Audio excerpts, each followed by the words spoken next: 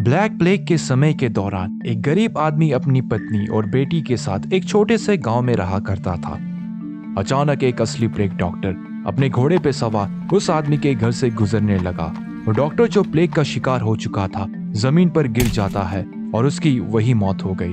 उस गरीब आदमी ने डॉक्टर के मृत शरीर को देखा और उसने सोचा कि अगर वो उस डॉक्टर के कपड़ों को चुरा ले और दूसरे को प्लेग डॉक्टर बनाकर बेवकूफ बना दे तो वो काफी पैसा कमा सकता है। पर यहाँ अनजाने में ये आदमी एक बड़ी गलती कर बैठा। अपने करतूत और इन कपड़ों को पहनकर इस आदमी को काल और काल के भाइयों द्वारा श्राप दिया गया कि वो अब अनंत काल तक मृत्यु का गुलाम बनकर रहेगा और जहाँ भी वो जाएगा हर तरफ विनाश और मौत को फैला देगा। लेकिन जहाँ भी वो जाता हर कोई उसे सचमुच एक असली प्लेग डॉक्टर समझता, क्योंकि वो खुद इस प्लेग से इम्यून था। काफी पैसा कमाने के बाद जब प्लेग डॉक्टर वापस अपने घर आया तो उसे अपनी पत्नी मरी मिली, जिसका आधा शरीर प्लेग की वजह से सड़ चुका था, जबकि उसकी बेटी खून से पूरी तरह लथपथ पर जिंदा थी, क्योंकि उसकी बेटी भी अपनी पिता की ही तरह प्लेग से जो इम्यून थी। इसके बाद किसी को ये नहीं पता कि आखिर बाद में क्या हुआ, पर ऐसा माना जाता है कि इसके बाद प्लेग डॉक्टर ने अपने आप पर ही कई सारे सर्जरीज कर डाली, जिसमें उसने धीरे धीरे कर अपने ऑर्गन्स को अपने शरीर से निकाला ताकि वो सर्जिकल टूल्स को अपने बॉडी के अंदर स्टोर करे। डॉक्टर ने अपने शरीर से त्वचा को निकालकर अपने कॉस्ट्यूम और मास्क को अपने शरीर से सी दिया। यहाँ तक कि डॉक्टर ने अपने दिमाग को एक दूसरे दिमाग से भी बदल डाला। कुछ समय के बीत जाने के बाद डॉक्टर एक दूसरे डायमेंशन किंगडम ऑफ एलागाडा पर गया, जो कि हमारी दुनिया से बिल्कुल अलग है। पर जल्द इस डायमेंशन पर आने के बाद डॉक्टर यहाँ के क्रिएचर्स और इनकी बेवकूफपन से चिढ़ गया। यहाँ तक कि इस डायमेंशन पर आने के बाद डॉक्टर को अपनी किताब भी नहीं मिल पा रही थी, जिस पर उसने अपनी सारी रिसर्च और क्यूर्स को नोट डाउन किया था, जिसने उसकी फ्रस्ट्रेशन को और बढ़ा दिया। अपने फ्रस्ट्रेशन की वजह से उसने किसी से भी मिलने से इनकार किया। पर एक दिन प्लेग डॉक्टर को ब्लैक लॉर्ड ऑफ एलागाडा ने अपने महल पर आमंत्रित किया। महल में आने के बाद दोनों ने एक दूसरे से जान पहचान की। ब्लैक लॉर्ड को प्लेग डॉक्टर के चिकित्सक कला में काफी जिज्ञासा थी। उसने डॉक्टर से पूछा कि क्या डॉक्टर उसे कोई भी बीमारी से ठीक कर सकता है, पर डॉक्टर जिसने अपनी रिसर्च को खो दी थी उसे डर था कि वो शायद ब्लैक लॉर्ड को ठीक ही ना कर पाए। और तभी अचानक एक मॉन्स्टर महल की दीवारों को तोड़कर अंदर आ गया और ब्लैक लॉर्ड को गंभीर रूप से घायल किया। डॉक्टर के पास अब ब्लैक लॉर्ड के ऊपर सर्जरी करने के अलावा और कोई चारा नहीं था और इस सर्जरी के दौरान डॉक्टर को अपने इलाज के बारे में याद आया। जब लॉर्ड पूरी तरह से ठीक हो गया तब ब्लैक लॉर्ड ने डॉक्टर को सिर्फ धन्यवाद देकर उसे वापस भेज दिया। अपने इलाज के याद आने के बाद डॉक्टर ने एलागाडा छोड़ने का फैसला कर वापस पृथ्वी पर आया। 1665 और 66 का दौर था। लंदन शहर में रात और दिन उथल पुथल हो रही थी। कभी शहर में सूर्योदय नहीं होती और कभी कभी तो सूरज आसमान से अस्त ही नहीं होती। लंदन शहर में प्लेग का कहर फिर से चारों ओर फैल चुका था। डॉक्टर ने इस समय का फायदा उठाने को सोचा। उसने प्लेग की वजह से मरे लोगों पर एक्सपेरिमेंट किया और उन मरे लोगों को फिर से जिंदा कर दिया, जिस वजह से सारे लंदन शहर में खौफ धुएं की तरह फैलने लगी। कुछ समय बाद जब रात और दिन का समय फिर से वापस ठीक होने लगा, जब लॉर्ड डेविड ब्लैकवुड ने फेरी हैबिट मॉन्स्टर को मार दिया, जो कि इस समय के उथल पुथल का असल कारण था। प्लेग डॉक्टर ने इस समय के दौरान मोनेस्ट्री ऑफ फिफ्थ चर्च पर आश्रय लिया, जहां उसे एक होली फिगर की तरह पूजा जाने लगा। हालांकि प्लेग डॉक्टर खुद इस मोनेस्ट्री को ज्यादा कुछ नहीं समझता था। मोनेस्ट्री पर डॉक्टर ने चर्च के मेंबर्स के मृत शरीर पर कई सारे एक्सपेरिमेंट्स किए और उन्हें घिनौने क्रिएचर्स में बदल डाला।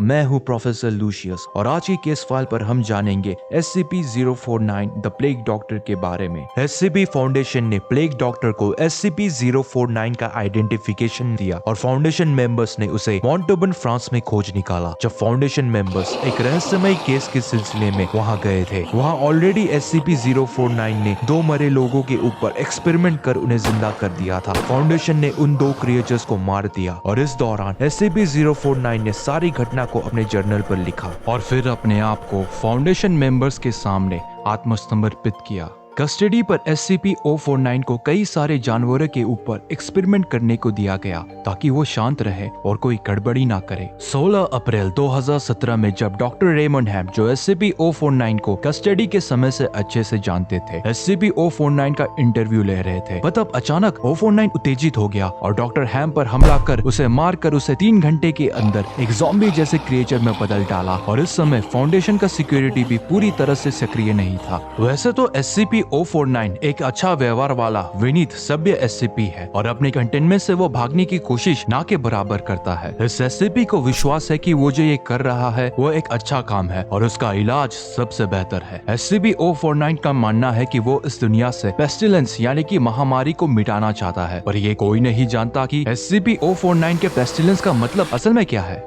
आम तौर से SCP-049 का व्यवहार इंसानों और दूसरे SCP से अच्छा है। SCP-049 का मानना है कि जब वो किसी पर एक्सपेरिमेंट कर उन्हें जिंदा करता है तो ये सब वो उन्हीं के भलाई के लिए करता है। इसी वजह से SCP-049 को अपने विक्टिम से बात करना भी पसंद नहीं, क्योंकि वो उनका दर्द नहीं देख सकता। वो अपने विक्टिम से पेस्टिलेंस निकाल कर उन्हें किसी भी कीमत पर ठीक करना चाहता है। SCP-049 का सिर्फ एक बार छूना किसी भी इंसान की जान ले सकता है और उसके सिर्फ एक बार छूने से कोई भी इंसान सिर्फ चंद मिनट्स के अंदर मारा जाता है। इसके बाद वो अपने बैग से मेडिकल और सर्जिकल टूल्स को निकालकर अपने विक्टिम के ऊपर बारीकी से सर्जरी परफॉर्म करता है और कई सारी अनजान केमिकल्स को अपने विक्टिम के अंदर डाल देता है। सर्जरी के पूरा होने के बाद विक्टिम, जिसे SCP फाउंडेशन SCP-049-2 कहते हैं, फिर से जिंदा हो जाता है, जिसकी सारी फंक्शंस वापस काम करने लग जाती है सिवाय हायर ब्रेन फंक्शन के। विक्टिम इस दौरान एक जिंदा नरभक्षी बन जाता है जो पागल सा होता है। ये इंसानों के लिए एक बड़ा खतरा है। SCP-049-02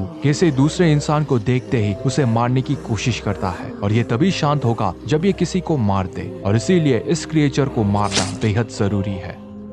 ऐसा माना जाता था कि SCP-049 बोल नहीं सकता, पर इस बात को बाद में खारिज कर दिया गया जब SCP-049 ने खुद कहा कि वो बोल सकता है, पर उसे बोलना पसंद नहीं।